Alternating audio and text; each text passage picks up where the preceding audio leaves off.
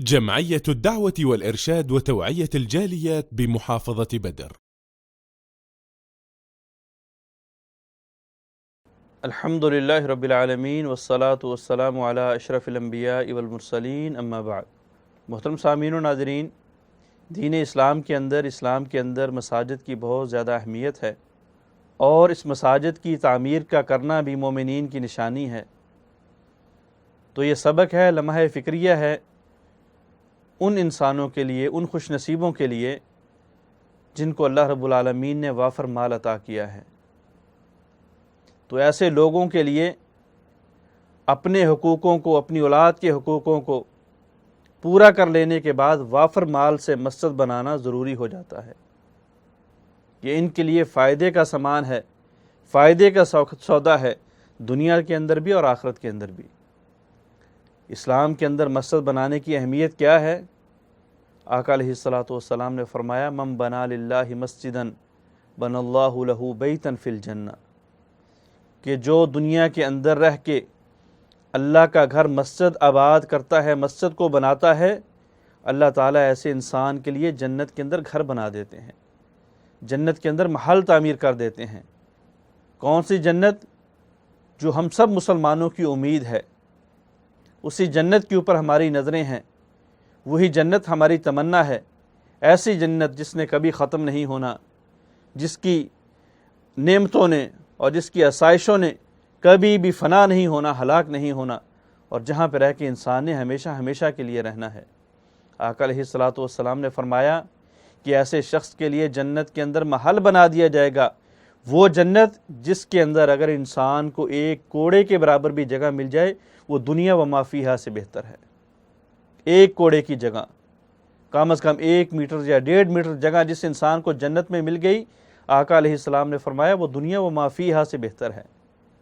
ایسے انسان کے لیے جو مسجد بناتا ہے. کتنی بڑی مسجد؟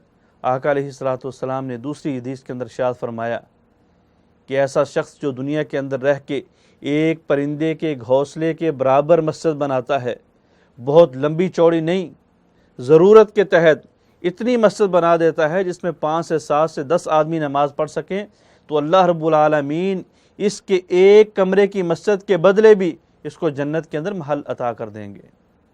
مسجدوں کو آباد کرنا یا مسجدوں کو بنانا یہ بہت بڑی فضیلت ہے. آقا علیہ الصلوۃ والسلام نے احادیث کے اندر وہ چند اعمال بتلائے ہیں جو انسان کے مرنے کے بعد ہمیشہ اس کے کام آتے ہیں، اس کے لیے صدقہ جاریہ ہوتے ہیں. مثال کے طور پہ آقا علیہ الصلوۃ والسلام نے فرمایا، انسان کی نیک اولاد صدقہ جاریہ ہے، انسان کا چھوڑا ہوا علم صدقہ جاریہ ہے، انسان کا بنایا ہوا یا اس کا کھودا ہوا کنواں صدقہ جاریہ ہے، بنایا ہوا مسافر خانہ صدقہ جاریہ ہے. اسی طرح صحت کی، تندرستی کی حالت میں کیا ہوا صدقہ اس کے لیے صدقہ جاریہ ہے.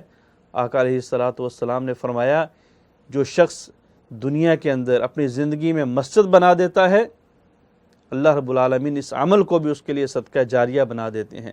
جب تک یہ مسجد رہے گی، جب تک اس مسجد کے اندر رکوع اور سجود اور نمازیں پڑھی جاتی رہیں گی، اللہ رب العالمین ایسے انسان کو قبر کے اندر ٹھنڈک اور سکون پہنچاتے رہیں گے. مسجد کو بنانا بھی بہت بڑی فضیلت، مسجد کو آباد کرنا بھی بہت بڑی فضیلت. آقا علیہ الصلوۃ والسلام نے فرمایا، وہ 7 خوش نصیب جن کو اللہ رب العالمین قیامت والے دن اپنا یا اپنے عرش کا سایہ نصیب فرمائیں گے، ان کے اندر ایسا خوش نصیب کہ وَرَجُلٌ مُعَلَّقٌ قَلْبُهُ فِي الْمَسْجِدِ او کما قال علیہ الصلوۃ والسلام، کہ ایسا خوش نصیب، ایسا انسان جس کا دل ہمیشہ مسجد کے ساتھ اٹکا رہتا ہے، معلق رہتا ہے. ایک نماز پڑھ لیتا ہے، دوسری کی فکر رہتی ہے، دوسری پڑھ لیتا ہے، تیسری کی فکر رہتی ہے، یعنی وہ مسجد کو آباد کرنے والا ہے، مسجد میں آنے والا ہے، مسجد سے جانے والا ہے. ایسے خوش نصیب کو اللہ کا سایہ نصیب ہوگا.